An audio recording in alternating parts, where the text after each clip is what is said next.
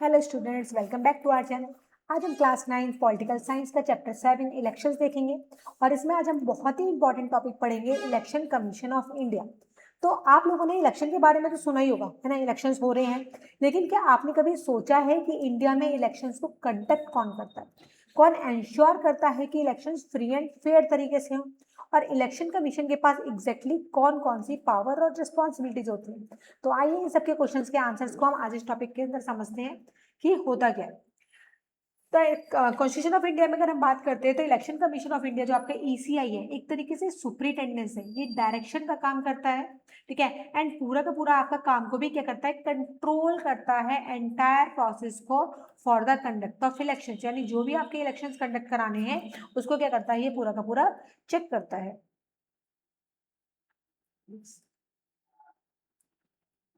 तो let's recall PCI क्या है। अगर आपसे पूछा जाए तो आप पीसीआई के बारे में बता सकते हैं। कहते हैं एक ऑटोनॉमस और परमानेंट कॉन्स्टिट्यूशनल बॉडी है दैट वाज एस्टेब्लिश्ड हुई थी आपकी 25 जनवरी 1950 को। आपको पता होगा 26 जनवरी 1950 को हमारा संविधान लागू हुआ था, ठीक है। और उससे एक दिन पहले अगर हम बात करें तो आपकी जो ईसीआई थी वो आपकी परमानेंट कॉन्स्टिट्यूशनल बॉडी बन गई थी। ये जो है उसका काम क्या है, ये इलेक्शन को कंडक्ट कराती है लोकसभा के बेसिस पे, राज्यसभा के बेसिस पे, विधानसभा में, विधान परिषद, प्रेसिडेंट के, vice president of India. And article 324 से लेकर आर्टिकल 329 तक कॉन्स्टिट्यूशन प्रोवाइड करता है कि किस तरीके से आपकी ईसीआई डिफाइन करती है उसके पावर्स को, क्या क्या उनके पास पावर है और क्या क्या उनके पास ड्यूटीज देखने के लिए मिल जाती है। अगर स्टेट लेवल पर बात करें तो इलेक्शन जो वर्क करती है supervise by the chief electrical officer of the state and who is appointed by the ECI, जो क्या करता है ईसीआई को अपॉइंट करता है फ्रॉम अमंग सिविल सर्वेंट जो भी होते हैं आपके कंसल्टेशन के बेसिस पे with the concern state government. But इसमें सारा का सारा जो कंसर्न होता है आपको स्टेट गवर्नमेंट से लेना पड़ता है।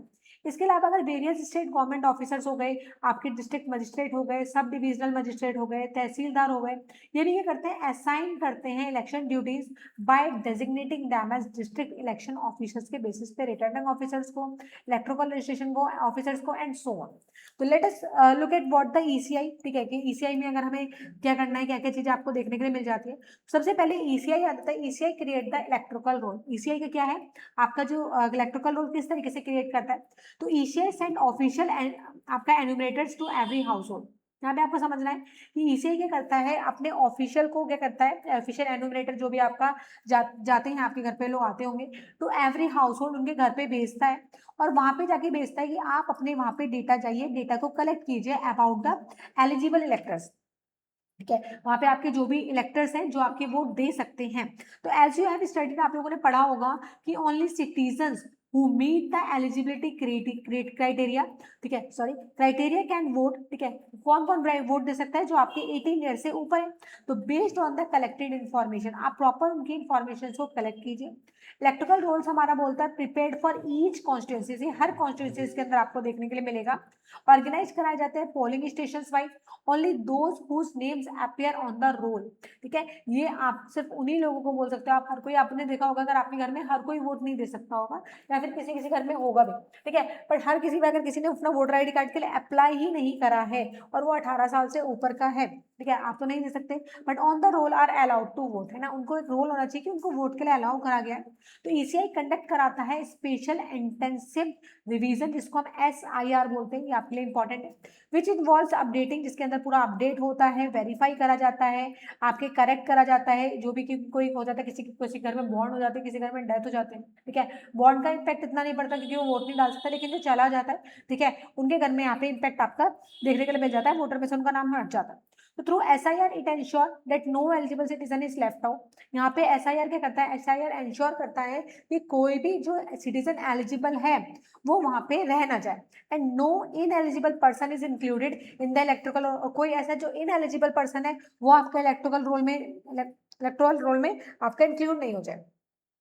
तो इनका काम होता है कि addition to all voters specially the young voters who have just turn 18, ठीक है, जो भी 18 साल के जस्ट हुए हैं, मे बी लेफ्ट में से कोई रहना जाए due to the lack of awareness, उनको प्रॉपर अवेयरनेस नहीं होती, और एनी अदर रीजन, किसी और रीजन की वजह से। तो एसआईआर का काम क्या है कि वो आपको क्या करता है, डिलीट कर देता है उन नाम के वोटर्स को on the basis of death, जिनकी डेथ हो जाती है वोटर्स की, या फिर वो अपना रेसिडेंस चेंज कर देते हैं, उनको भी आपके कर देते हैं।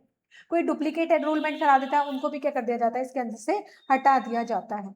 एंड बीइंग परमानेंटली आपका ये आता है अनट्रेसेबल। तो ईसीआई आपका जो है टाइम टू रेज क्लेम्स और ऑब्जेक्शन, अगर उन्हें लगता है कि कोई चीज़ आपकी क्लेम आ रही है, कोई ऑब्जेक्शन आ रहा है against the revise electoral law, तो वहाँ पे वो सेटल कर देते हैं चीज़ों को before publishing the final electoral roll. So यानी फाइनल जब आपका इसका पूरी लिस्ट बनती है उससे पहले क्या करता है, इसको क्लियर कर दिया जाता है।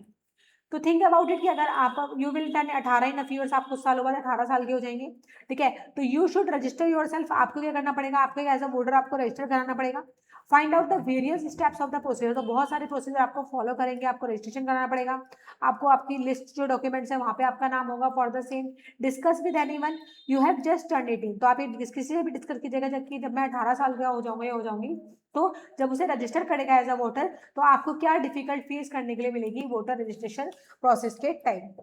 तो लेट्स एक्सप्लोर, इसको आप एक बार पढ़ लीजिएगा। नेक्स्ट आता है ECI decide the schedule and data for sorry date for the election. तो ईसीआई का काम क्या है, वो डिसाइड करता है, प्रॉपर शेड्यूल्स को देखता है, एंड जो भी आपकी इलेक्शन की डेट होती है वो भी वही फाइनलाइज करते हैं। तो जब भी आपके कॉन्स्टिट्यूशनल मैंडेट होते हैं, किसके बेसिस पे लेजिस्लेचर आपका जो बनाता है, ये पूरे 5 साल का आपको देखने के लिए मिलेगा।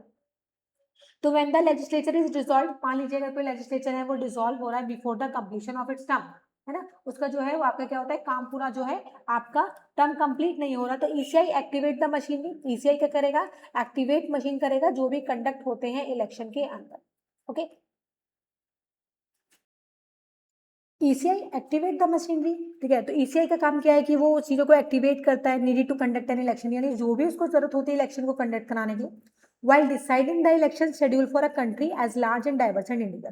तो हम यहाँ पे डिसाइड करते हैं कि जो भी मेरे इलेक्शंस के शेड्यूल्स होंगे, है ना, पूरे देश के अंदर एक बहुत बड़े लेवल पे होते हैं क्योंकि इंडिया बहुत बड़ी कंट्री है, तो ECI must consider several factor. तो यहाँ पे ईसीआई क्या करता है, बहुत सारे फैक्टर्स को देखेगा, वेदर कंडीशन देखेगा, एग्रीकल्चरल साइकिल देखेगा, ठीक है, जो भी स्कूल्स भी उसे देखने हैं, यूनिवर्सिटी एग्जामिनेशन शेड्यूल भी देखने हैं, फेस्टिवल्स भी देखने हैं, तो इन सब चीजों का जो ध्यान रखता है वो आपका ईसीआई का होता है, किस अकॉर्डिंग उसको देखना है। Third one is the ECI registered political parties and allocate symbol. तो ईसीआई यहाँ पे क्या करेगा, प्रॉपर चीजों को रजिस्टर्ड करेगा पॉलिटिकल पार्टीज को, और उनको एक सिंबल्स भी एलोकेट करता है। जैसे आप लोगों ने कभी देखा है, आप लोगों ने कोई पार्टी देखी है तो उस पार्टी के नाम के साथ उसका सिंबल भी एनालाइज होता है ना। तो ओनली पॉलिटिकल पार्टीज रजिस्टर्ड, कहते हैं जो पॉलिटिकल पार्टी रजिस्टर्ड होती है with the ECI can contest election. तो ईसीआई क्या कर सकते हैं, इलेक्शन को कंटेस्ट कराते हैं। Apart from the candidates affiliated to the political parties, जहाँ पे आपके जो भी कैंडिडेट्स होते हैं वो एफिलिएट होते हैं पॉलिटिकल पार्टीज में। इंडिपेंडेंट कैंडिडेट्स होते हैं, इंडिपेंडेंट मतलब वो जो एफिलिएटेड नहीं है पॉलिटिकल पार्टीज के अंदर, तो कैन ऑल्सो कंटेस्ट इलेक्शन, वो भी इलेक्शन कंटेस्ट करा सकते हैं। इसे इंश्योर करता है कि जो भी इनर पार्टी डेमोक्रेसी है वो क्या कर सकते हैं, प्रॉपर पॉलिटिकल पार्टीज होल्ड करें, सारी ऑर्गेनाइजेशन इलेक्शंस को देखता है, वो पीरियडिकली होने चाहिए। ईसीआई का काम क्या है, क्लासिफाई करता है political parties as recognized national और स्टेट लेवल पे रीजनल पर जो बोलते हैं, ठीक है, स्टेट का दूसरा नाम रीजनल भी होता है, और रजिस्टर्ड और अनरजिस्टर्ड पार्टीज को भी वो चेक कर लेता है, ठीक है। तो ये सारी चीजें नेशनल है, स्टेट पार्टीज हैं, और क्या चीजें उनको अलॉट करनी है, कौन कौन से सिंबल्स उनके होंगे, कोई सिंबल्स रिपीट नहीं हो रहा। तो इसे also act as a quasi judicial body इसको बोला जाता है, ठीक है। कोई डिस्प्यूट्स ना हो regarding the recognition of political parties, या कोई अगर सिंबल्स अलॉटमेंट किया जा रहा है उसके टाइम पर, तो ये आपको इंपॉर्टेंट है, ठीक है। एवरी ईयर 25 जनवरी जो होता है वो आपका सेलिब्रेट भी कराता है नेशनल वोटर्स डे के नाम पे, and there is a voters pledge that goes and follows. Okay, next हमारे पास आ जाता है ensuring free and fair election. यहाँ पे प्रॉपर देखा जाता है कि जो भी आपके इलेक्शंस होते हैं वो फ्री एंड फेयर तरीके से, तो for election to be meaningful, जो आपके इलेक्शन है वो मीनिंगफुल होने चाहिए। एंटायर प्रोसेस जो होता है वो आपका कंडक्ट कराना जरूरी होता है फेयर बेसिस पे और ट्रांसपेरेंट बेसिस पे। तो it fairness is not insured, fairness अगर आपका इंश्योर्ड नहीं हो रहा, तो पब्लिक कॉन्फिडेंस जो होता है वो आपका इलेक्ट्रिकल इंस्टीट्यूशन का मे ग्रेजुअली भी आपका कमजोर भी देखने को मिल जाता है।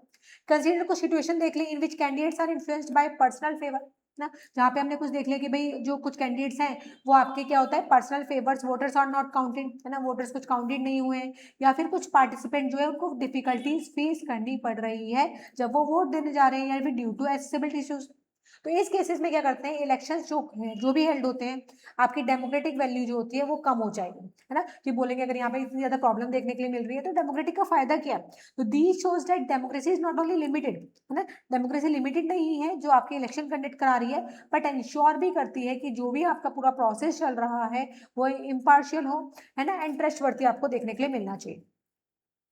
ECI has taken several initiative, ECI में आप देखोगे बहुत सारे इनिशिएटिव देखने के लिए मिलते हैं, जो भी आपका इलेक्शन का प्रोसेस हो जाता है वो आपका मोर इंक्लूसिव होता है। This initiative focus on infrastructure, ये पूरा पूरा जो आपका इनिशिएटिव लिया जाता है वो फोकस करा जाता है infrastructure accessibility as well as the technological assistance basis पे, है ना। Particularly for person with disability, जो भी आपकी जो पीडब्ल्यूडी है उसकी बात करी कर दी, सीनियर सिटीजन की बात कर दी, ट्रांसजेंडर पर्सन की बात कर दी, पर्टिकुलरली जो वल्नरेबल है ना, ट्राइबल ग्रुप्स हैं, तो वोटिंग्स जो होते हैं वो आपके सीनियर सिटीजन है, 85 ईयर्स के हैं, एंड पर्सन विद डिसेबिलिटी, तो यहाँ पे क्या करते हैं with the benchmark disability at 40% जो होता है एक्सटेंड कर दिया जाता है इंडिया के अंदर for the first time during the 2024 general election. ठीक है, ये आपका बहुत पहले नहीं था, लेकिन आपके 2024 के बाद आपको ये देखने के लिए मिला है। ओके, नेक्स्ट हमारे पास आ जाते हैं कुछ आपके हमारे पास टॉपिक्स हैं जहाँ पे हमारे पास आता है आपका क्या कहते हैं, कुछ कैंडिडेट्स हैं, वोटर्स हैं, आपके इलेक्शन ऑफिशियल्स की बात करी गई है, तो इनको समझते हैं। अब सुविधा ऐप पे हम देखते हैं कि सुविधा एक स्पेशल ऐप है जो इलेक्शन में कंटेस्ट करने वाले जो भी कैंडिडेट्स होते हैं या फिर जो भी पॉलिटिकल पार्टीज के हैं उनके लिए बनाया गया। तो इस ऐप के थ्रू कैंडिडेट्स क्या करते हैं, नॉमिनेशन से रिलेटेड फॉर्म्स होते हैं, अपडेट्स पा सकते हैं, इलेक्शन कैंपेन के लिए परमिशन अप्लाई कर सकते हैं, जैसे मीटिंग्स हो गया, रैलीज हो गया, व्हीकल्स हो गया, लाउड स्पीकर्स के लिए परमिशन होनी होती है, तो अपनी परमिशन का रियल टाइम स्टेटस भी ऐप पर चेक कर सकते हैं। अगर सिंपल वर्ड्स में इसको बोला जाए तो सुविधा ऐप कैंडिडेट्स क्या है, पॉलिटिकल पार्टीज को इलेक्शन के जो भी आपका इलेक्शन का टाइम पीरियड होता है, नॉमिनेशन होता है, कैंपेन रिलेटेड परमिशन होता है, तो प्रॉपर इसको इजिली मैनेज करने के लिए क्या करता है, वो आपका हेल्प करता है। अब नेक्स्ट आता है ईटीपीआरएस क्या है। अब ईटीपीआरएस का फुल फॉर्म क्या है, electronically transmitted postal ballot system. तो ये सिस्टम मेनली सर्विस वोटर्स के लिए डेवलप किया गया है, और सर्विस वोटर्स का मतलब होता है कि ऐसे वोटर्स जो अपनी ड्यूटी की वजह से अपने कॉन्स्टिट्यूएंसी से बाहर रहते हैं, जैसे आपके आर्म फोर्सेज हो गए या फिर कोई सर्टेन गवर्नमेंट के सर्विसेज हो गए। तो आपका जो ईटीपीआरएस है वो आपका हेल्प कैसे करता है, अपना पोस्टल जो आपका बैलेट होता है, ठीक है, इलेक्ट्रॉनिकली रिसीव कर सकते हैं, अपना वोट पोस्टल बैलेट के थ्रू भी वो क्या कास्ट कर सकते हैं, या फिर कोई भी अगर प्रोसेस होता है उनकी कॉन्स्टिट्यूएंसी से दूर रहने पर भी, तो वहाँ भी उनको पॉसिबल करा देते हैं। अगर सिंपल एग्जांपल में समझा जाए तो मान लीजिए कि एक सर्विस वोटर की कॉन्स्टिट्यूएंसी दिल्ली में है, लेकिन इलेक्शन के टाइम वो अपनी ड्यूटी के लिए क्या कर रहा है, किसी दूसरे स्टेट में पोस्टेड है, तो ईटीपीआरएस की हेल्प से क्या कर सकता है, वो electronic postal ballot service ballot receive कर सकता है और प्रेस्क्राइब्ड प्रोसेस के अकॉर्डिंग अपने वोट कास्ट कर सकता है। अगर एक लाइन में हम इसको समझे तो ये वो सर्विस है जो वोटर्स को अपनी कॉन्स्टिट्यूएंसी से दूर रहकर भी पोस्टल बैलेट आपको इलेक्ट्रॉनिक तरीके से रिसीव और कास्ट करने की फैसिलिटी आपको प्रोवाइड करता है। अब नेक्स्ट देखते हैं एरोनेट। एक एरोनेट क्या है, डिजिटल सिस्टम है जो आपका इलेक्शन कमीशन को इलेक्शन रिलेटेड फॉर्म्स और वोट जो आपका जो वोटर डेटा है उसको मैनेज करने के लिए क्या करता है, हेल्प करता है। इमेज के अकॉर्डिंग अगर हम इसमें बात करते हैं तो जो आपका फॉर्म्स है ना, हम इसकी बात करते हैं कि फॉर्म्स को एफिशिएंटली प्रोसेस करता है, फॉर्म्स को हैंडल और प्रोसेस करने का जो इजी बनाता है, डेटाबेसेस को मैनेज करने का काम करता है, या भी कोई भी अगर वोटर रिलेटेड डेटा है उसको सिस्टमैटिकली क्या करता है, हैंडल करने में हेल्प करता है। सिंप्लीफाइड डैशबोर्ड करता है, आप देखते हो ऑफिशियल से को अगर इंफॉर्मेशन है, ठीक है, तो उसको क्या कर सकते हैं, इजी डैशबोर्ड पर मिलती है। रोल बेस्ड एक्सेस है, तो जहाँ पे भी आपका ऑफिसर जो भी रोल निभा रहा है उसके अकॉर्डिंग उसको सिस्टम में एक्सेस मिलता है। ई रोल्स की अगर मेंटेनेंस की बात करी जाए तो इलेक्ट्रिकल रोल जो होता है इसमें जो भी इसके वोटर लिस्ट होता है उसको मेंटेन और अपडेट करने में क्या करता है, आपको हेल्प करता है। सिंपली अगर हम इसको समझने की कोशिश करते हैं तो मान लो किसी वोटर की डिटेल्स में नाम है, एड्रेस है, या फिर अदर इंफॉर्मेशन अपडेट करना है, इलेक्शन ऑफिशियल्स को फॉर्म्स और जो भी वोटर का डेटाबेस होता है वो एफिशिएंटली मैनेज करना होता है, तो आपका ईआरओ की जो प्रोसेस होती है वो डिजिटल होती है, सिस्टमैटिक बनाने में आपको हेल्प करता है ना। तो ये सब चीज हम इसके अंदर देखते हैं। अब नेक्स्ट हम इसके अंदर देखते हैं, नेक्स्ट हमारे पास इसमें आ जाता है, हम इसको समझते हैं, ये आपका आ गया सुगम। अब सुगम क्या है, सुगम एक तरीके से अगर देखा जाए एक वेब बेस्ड एप्लीकेशन है जो आपके इलेक्शंस के टाइम पे व्हीकल्स को मैनेज करने के लिए यूज होती है। इलेक्शन के अगर हम बात करें इलेक्शन के काम के लिए कभी कभी डिफरेंट गवर्नमेंट डिपार्टमेंट से व्हीकल्स के लिए हमें कुछ क्या होता है, रिक्वेजिशन किए जाते हैं। तो अगर बात करी जाए सुगम ऐप इन व्हीकल्स की इन्फॉर्मेशन को मैनेज करना, ठीक है, उसको हेल्प करता है। तो इस ऐप में क्या इन्फॉर्मेशन होती है, हम देखते हैं डिपार्टमेंट की डिटेल्स होती है, व्हीकल का रजिस्ट्रेशन नंबर होता है, ड्राइवर के कॉन्टैक्ट डिटेल्स होते हैं, तो व्हीकल्स के लिए पीरियोडिक फ्यूल अलॉटमेंट की डिटेल्स भी रिक्वायरमेंट होती है, ठीक है। तो मान लीजिए अगर इलेक्शन ड्यूटी के लिए किसी गवर्नमेंट डिपार्टमेंट से 10 व्हीकल लिए गए ना, तो सुगम ऐप में क्या करेंगे, उन व्हीकल्स के पूरा प्रॉपर रजिस्ट्रेशन नंबर होगा, प्लस आपका ड्राइवर की डिटेल्स हो जाएंगी, प्लस आपका डिपार्टमेंट की डिटेल्स हो जाएंगी, फ्यूल अलॉटमेंट के रिकॉर्ड्स भी इसके अंदर मेंटेन किए जाते हैं। ओके, चलिए नेक्स्ट इसमें हम देखते हैं। नेक्स्ट हमारे पास हम आ जाते हैं यहाँ पे, सॉरी,